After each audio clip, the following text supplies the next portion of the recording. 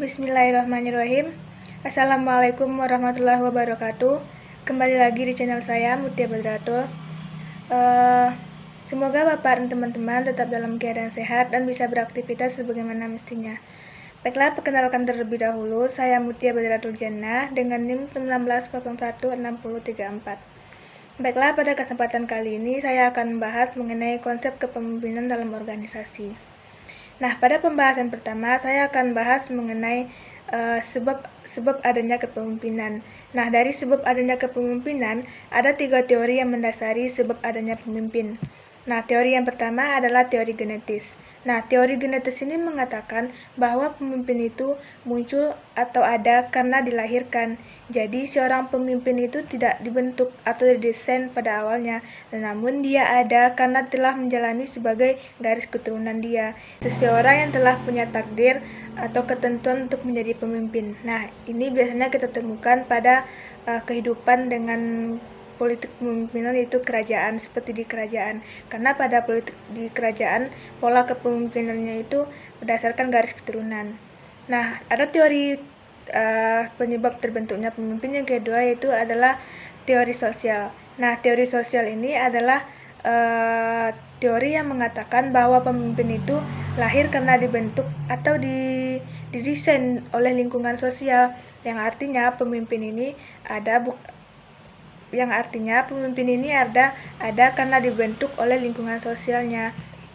Nah, teori ini juga mengatakan siapapun orang tersebut dan dari latar belakang manapun dia berhak untuk menjadi pemimpin. Teori yang terakhir yaitu teori ekologi. Teori ekologi ini merupakan gabungan dari teori genetik dan teori sosial.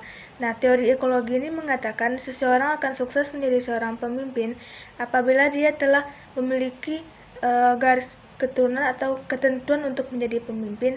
Namun sebelum dia benar-benar menjadi pemimpin, dia telah dibentuk, dia telah didesain atau telah memiliki kemampuan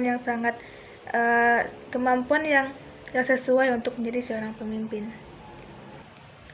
Kemudian kita akan masuk ke dalam pengertian kepemimpinan. Ada beberapa para ahli yang mengemukakan mengenai pengertian pemimpin.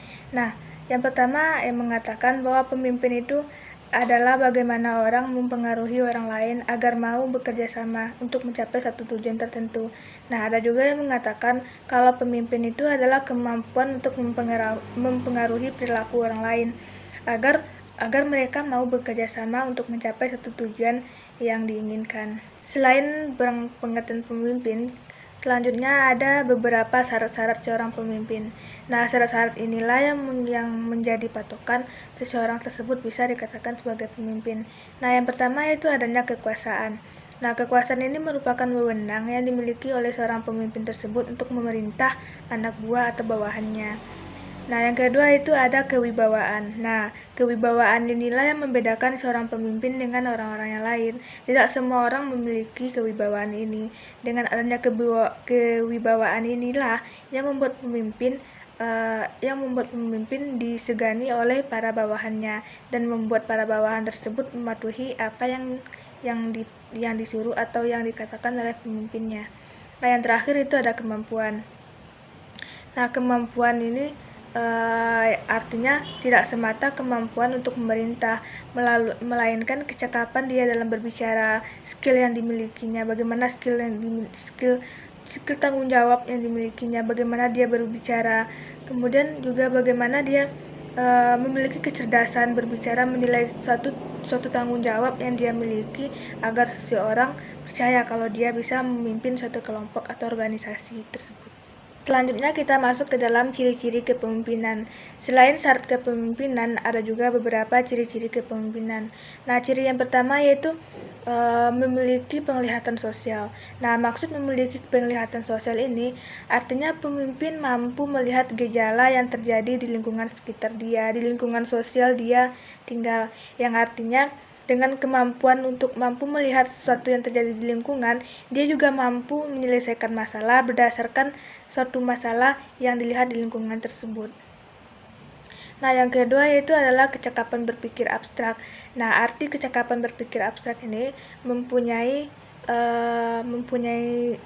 otak yang pintar, yang cerdas, karena seorang pemimpin tersebut akan sangat memerlukan kepintarannya dia, bagaimana cara dia berpikir. Nah, disitulah seorang pemimpin akan sangat dihargai. Apabila seorang pemimpin tidak mampu untuk memecahkan satu masalah, maka disitulah kepemimpinannya dia akan dipertanyakan. Nah, untuk yang ciri-ciri kepemimpinan yang terakhir yaitu adalah keseimbangan emosi. Nah,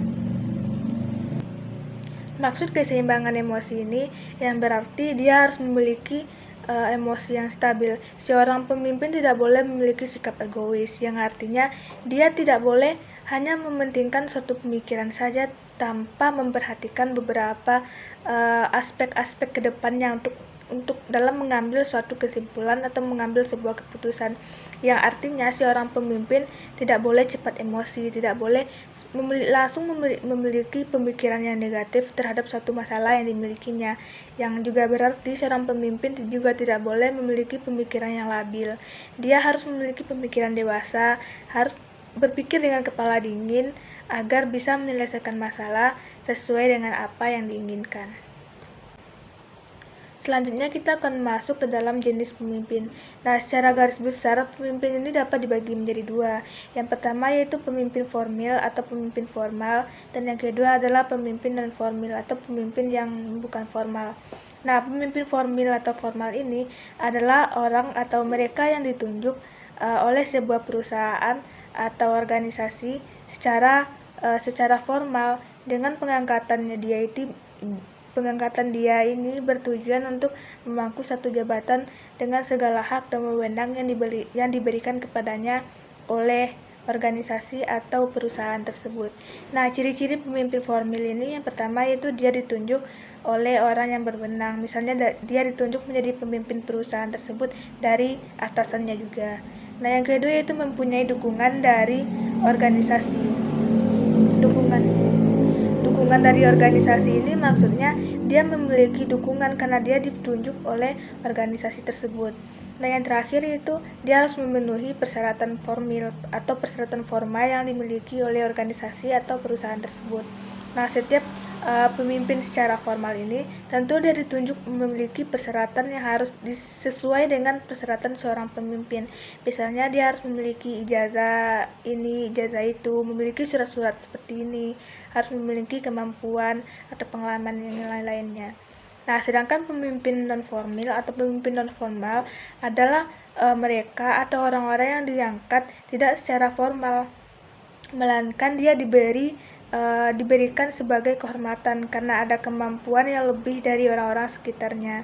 Nah, misalnya ciri-ciri yang pertama yaitu dia diakui sebagai pemimpin tanpa diminta atau tanpa ditunjuk oleh atasannya dia.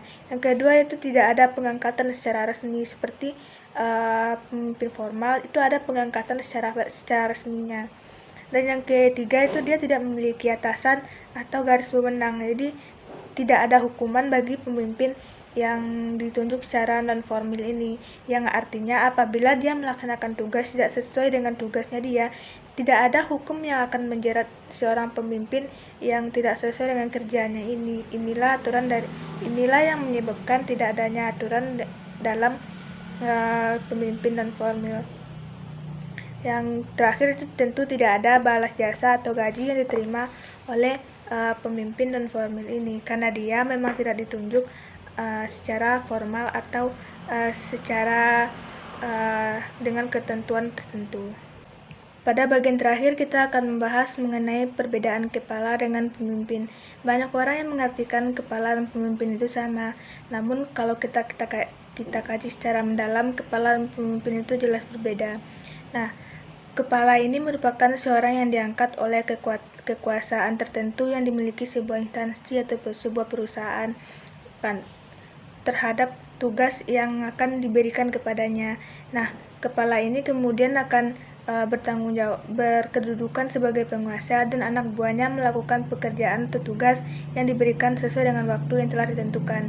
Sedangkan pemimpin adalah seorang yang dipilih dari kelompok lingkungannya dia memiliki kelebihan dari orang lain atau memiliki kemampuan yang berlebih dari orang-orang sekitarnya yang diberikan tugas dalam memimpin dan untuk mencapai tujuan bersama dan diberikan hak istimewa. Nah, ada beberapa persamaan dan perbedaan kepala dengan pemimpin. Yang pertama kita akan bahas mengenai persamaan. Nah, persamaan kepala dan pemimpin yang pertama yaitu kepala dan pemimpin sama-sama memiliki anak buah atau bawahan. Persamaan yang kedua adalah diberikan tugas atau pekerjaan, kemudian mempertanggungjawabkan pekerjaan atau tugas yang diberikan kepadanya.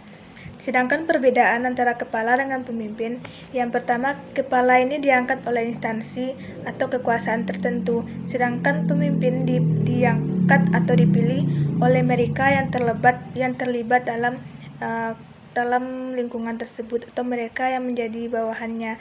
Jadi pemimpin ini diangkat langsung oleh bawahannya dia, sedangkan kepala diangkat oleh instansi atau sebuah kekuasaan. Nah, yang kedua itu kepala, kekuasaannya berasal dari kekuasaan aturan atau kekuasaan atasan, sedangkan pemimpin kekuasaannya menurut peraturan dan dilandasi kepercayaan orang yang dipimpinnya. Nah, perbedaan yang terakhir itu kepala bertanggung jawab pada atasan, sedangkan pemimpin bertanggung jawab pada atasan dan juga bertanggung jawab kepada bawahan atau orang yang dipimpinnya. Itulah beberapa pembahasan kita mengenai konsep kepemimpinan dalam organisasi. Sekian dari pembahasan kita kali ini. Terima kasih kepada teman-teman atau Bapak yang telah menonton video ini. Jangan lupa like, subscribe, dan komen. Kurang lebih saya mohon maaf. Sampai jumpa lagi pada video berikutnya. Sekian dari saya, terima kasih. Wassalamualaikum warahmatullahi wabarakatuh.